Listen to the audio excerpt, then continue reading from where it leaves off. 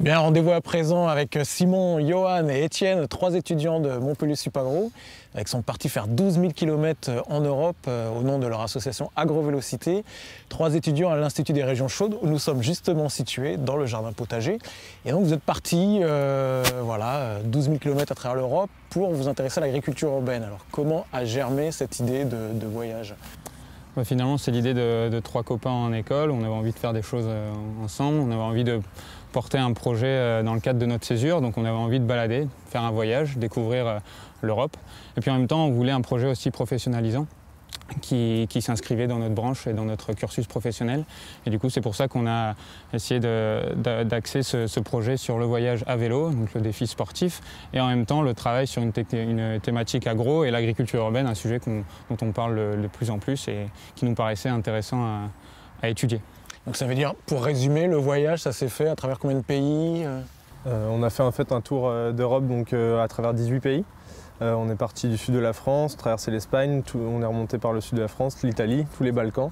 Et après on est remonté par les pays de l'Est jusqu'en Allemagne et où on est revenu après par les Pays-Bas, la Belgique, tout ça. D'accord, et donc l'idée c'était à chaque étape d'aller un petit peu étudier des projets d'agriculture urbaine ? À travers les différents pays qu'on a traversés, on cherchait dès qu'on traversait une ville à s'arrêter de 1 à 10 jours. Et en fonction de la quantité de projets qu'on voyait, on restait plus ou moins longtemps, on réajustait le voyage, le trajet. Et donc en fait on cherchait à rencontrer des gens qui cultivent des poireaux, des légumes en tout genre sur leur balcon, dans des parcs, dans des jardins, en périphérie de la ville.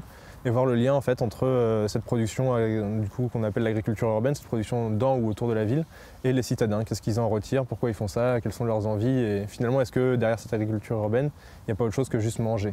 D'accord, c'est-à-dire qu'effectivement on imagine un jardin potager comme celui-ci, produire à manger, mais c'est pas seulement ça l'agriculture urbaine. L'agriculture urbaine c'est aussi un tas d'autres choses, on rencontre ses copains, pour les personnes âgées ou les personnes qui des fois sont handicapées, ça peut être aussi une façon de se revaloriser, de faire du sport, de se maintenir en santé. C'est aussi une façon de faire une action revendicative par exemple par rapport à la municipalité ou au département ou des choses comme ça. C'est plein d'actions en fait. Derrière l'alimentation, l'agriculture urbaine c'est un éventail de fonctions assez différentes. D'accord. Et alors dans la somme des pays traversés, est-ce qu'il y a des pays dans lesquels l'agriculture urbaine est plus promue qu'ailleurs ?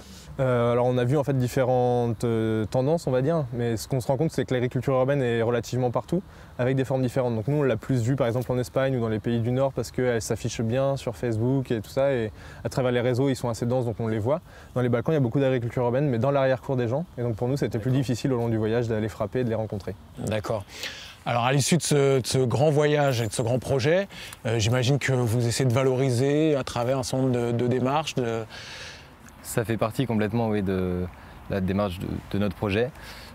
C'était donc en 3 temps, et cette dernière phase, c'était une phase de diffusion qu'on a entamée depuis notre retour en fin août 2014, et donc qu'on réalise avec beaucoup de conférences. On a déjà fait une dizaine de conférences et qu'on n'est pas prêt d'arrêter.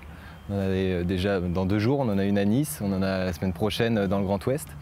Dans cet objectif de diffusion et de valorisation de toutes les connaissances qu'on a accumulées, on fait aussi une expo photo qui sera bientôt disponible. On a aussi notre site internet sur lequel on rajoute des articles peu à peu. À quelle adresse ? À l'adresse agrovélocité.org.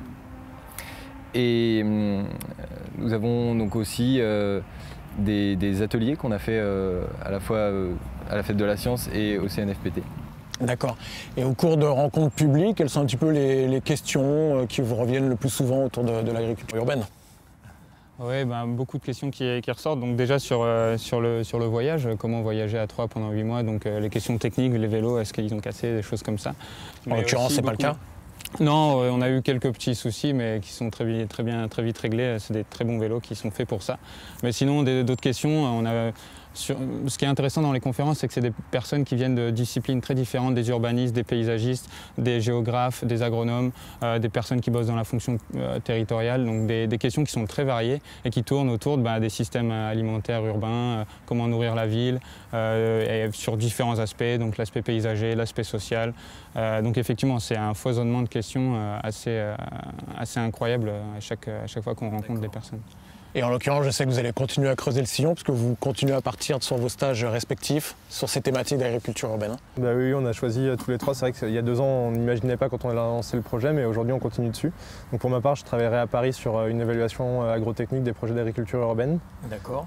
Ouais, moi je pars à Tana, la capitale à Madagascar, pour faire une évaluation technico-économique de système de culture dans la ville.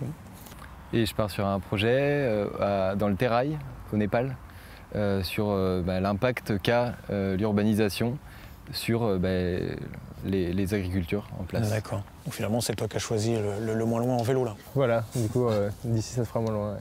Parfait, merci beaucoup à vous et puis Merci, merci. à bonne toi. continuation à AgroVélocité.